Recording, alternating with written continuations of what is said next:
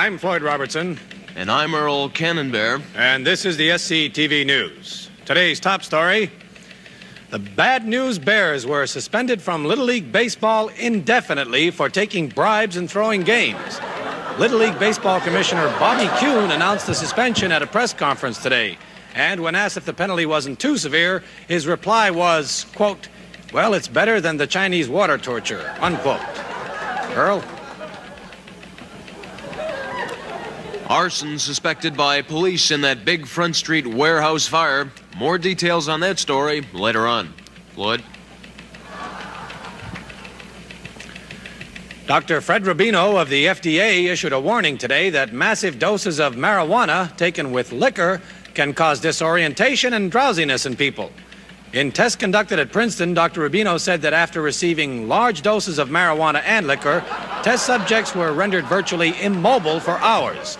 Dr. Rubino concluded his report with the warning, quote, "If you're going to drink, don't smoke. And if you're going to smoke, don't drink. But if you're going to do both, be sure to invite me to that party." No, seriously, don't mix the two. It's only asking for trouble, unquote. Earl? There was a daring bank robbery in downtown Mellonville today. More on that story later on. Floyd? No details on that? No. SCTV today announced the hiring of Edith Prickley as station manager. Mrs. Prickley, whose jams and jellies are known throughout the world, will replace Mo Green, who is currently being held hostage by a group of radical Lutonian leftists. Now, Mrs. Prickley, in a policy statement made earlier today, said her first priority as new station manager was to trim the fat and get rid of the deadbeats. Earl? A verdict has been reached in City Councilman Leonard McCarthy's bribery trial. I'll have more on that later on in the news. Floyd? Wait a minute. What's going on here, Earl? Don't you think you have a responsibility as a newsman to fill in those headlines? Floyd, I think those good people out there will forgive me when they see what's been consuming all my time. It's a hard-hitting editorial that I'm going to read as soon as you give me an intro. A what? A what? Floyd, I wish you would stop wasting valuable news time and just introduce my editorial. Thank you. Now here's Earl Cannonbear with an editorial. Thanks, Floyd. My editorial this evening is about pollution.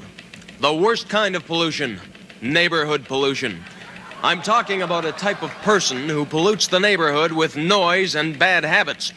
I'm talking specifically about Mrs. Joanne Karmimski at 123 Oakwood Drive in suburban Downeyville. Now, this woman has 4 little brats who seem to think that my flower garden is a baseball field and that my driveway is a skateboard speedway. And where's Mrs. Karmimski while all this is going on? Usually just watching and laughing and gabbing with her next-door neighbor, Debbie Lutz. She doesn't believe in yelling at the kids, only at her husband, Hank. And when does she yell at him? Usually about 2 o'clock in the morning when this reporter is trying to get some sleep. Now, it's bad enough that Mrs. Karmimski hasn't had her cat fixed, and it brings every tomcat around from miles to wail and screech till all hours of the morning. But when I do get up to go to work and I see the lawn next door, I want to call the Red Cross and report a disaster. That lawn hasn't been mowed in months, and the kids' toys are all over the place. Something has got to be done about this, and I'm giving Mrs. Joanne Karmimski a warning. Mrs. Karmimski, you either shape up or ship out. And I know I'm not just speaking for myself, but for Mr. and Mrs. Bill Snyder at 117, Mr. and Mrs. Tom Coruthers at 102, and the rest of the block when I say, lady, get your act together.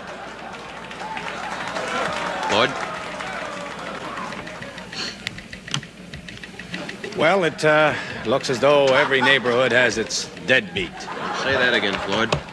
And Mrs. Karmimski, you live beside him, but I've got to work beside him. Good night. What are you doing using expensive airtime to grouse about your next-door neighbor? Who cares? Floyd, I had a point to make. Oh, get out of here. Who cares about Mrs. Karmimski's cat? Well, obviously, Mr. and Mrs. Tom Coruthers, Floyd. I just gave you the list of names.